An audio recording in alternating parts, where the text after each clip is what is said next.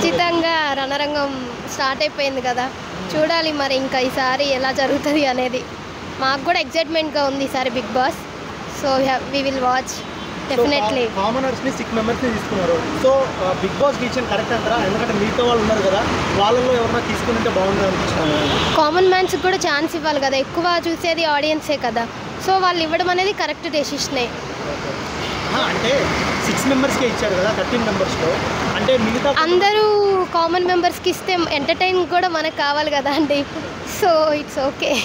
So ఇప్పుడు ఉన్న దాంట్లో మీ ఫేవరెట్ ఎవరు అనిపించారు? నిన్న ఒక సింగర్ వచ్చారు కదా ఫస్ట్, తను రాము నిన్ననే కదా అండి స్టార్ట్ అయిందిగా, చూడాలి. రాము రాథోడ్ తను ఓన్గా కష్టపడి ఒక నార్మల్ కామన్ మ్యాన్ నుంచి వచ్చాడు కదా. యా, రితు చౌదరి ఎప్పటి నుంచో వస్తుంది అన్నారు, బట్ ఈ సీజన్లో వచ్చింది, ఎలా అనిపించింది?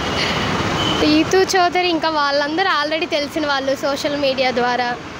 సో వాళ్ళు ఎలాగో ఎంటర్టైన్ చేస్తారు, కొత్త వాళ్ళు కామన్ వాళ్ళు ఎలా ఎంటర్టైన్ చేస్తారనేది చూడాలి మనం. విన్ అవ్వడం అనేది కామన్ మ్యాన్ సెలబ్రిటీ, అది వాళ్ళ పర్ఫార్మెన్స్ని బట్టి మనం చేస్తాము. అది కామన్ మ్యాన్ అయితే ఉంది, సెలబ్రిటీ అయితే ఉందండి.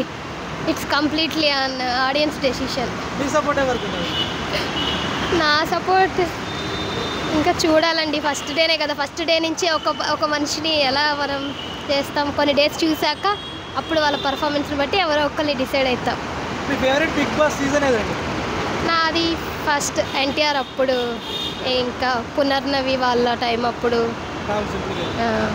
Okay, thank you. Yeah, thank you, bye.